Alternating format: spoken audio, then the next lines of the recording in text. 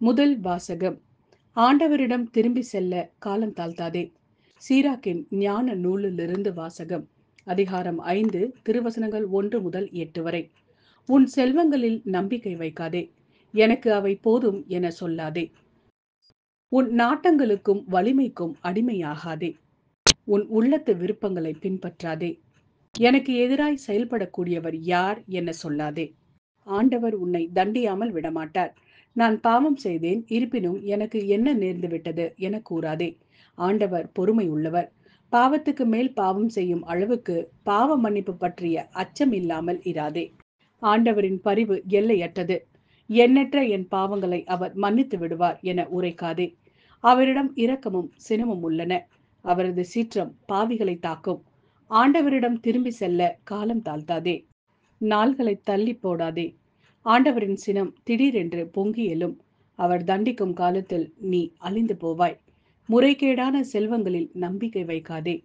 பேரிடரின் நாளில் அவற்றால் உனக்கு பயனிராது. இது ஆண்டவரின் அருள்வாக்கு. இறைவா, உமக்கு நன்றி. நற்செய்தி வாசகம்.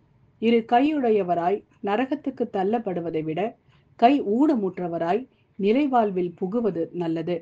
மார்க் எழுதிய தூய நற்செய்தியிலிருந்து வாசகம். அதிகாரம் 9 திருவசனங்கள் 41 முதல் 50 வரை. அக்காலத்தில் இயேசு தம் சீடருக்கு கூறியது: நீங்கள் கிறிஸ்துவை சார்ந்தவர்கள் என்பதால் உங்களுக்கு ஒரு கிண்ணம் தண்ணீர் கொடுப்பவர் கைமாறு பெறாமல் போகார் என உறுதியாக உங்களுக்கு சொல்கிறேன். என் மீது நம்பிக்கை கொண்டுள்ள இச்சிறியோருள் எவரையாவது பாவத்தில் விழ செய்வோருடைய கழுத்தில் ஓர் ஏந்திரக்கல்லை கட்டி கடலில் தள்ளி விடுவதே அவர்களுக்கு நல்லது. உங்கள் கை உங்களை பாவத்தில் விழ செய்தால் அதை வெட்டி விடுங்கள். நீங்கள் இரு கையுடையோராய் அணையாத நெருப்புள்ள நரகத்துக்குள் தள்ளப்படுவதை விட கை ஊனமுற்றவராய் நிலைவாழ்வில் புகுவது உங்களுக்கு நல்லது. உங்கள் கால் உங்களை பாவத்தில் விழ செய்தால் அதை வெட்டி விடுங்கள். நீங்கள் இரு காலுடையவராய் நரகத்தில் தள்ளப்படுவதை விட கால் ஊனமுற்றவராய் வாழ்வில் புகுவது உங்களுக்கு நல்லது. உங்கள் கண் உங்களை பாவத்தில் விழ செய்தால் அதை பிடுங்கி எறிந்து விடுங்கள்.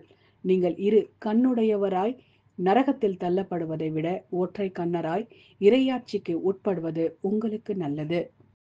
நரகத்திலோ அவர்களை தின்னும் புழு சாகாது, நெருப்பும் அவியாது.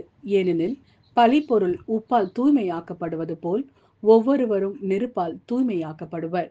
உப்பு நல்லது, ஆனால் அது உவர்பற்று போனால் எதை கொண்டு அதை உவர்ப்புள்ளதாக்குவீர்கள்? நீங்கள் உப்பின் தன்மை கொண்டிருங்கள். ஒருவரோடு ஒருவர் அமைதியுடன் வாழுங்கள். இது ஆண்டவரின் அருள்வாக்கு. இறைவா, உமக்கு நன்றி.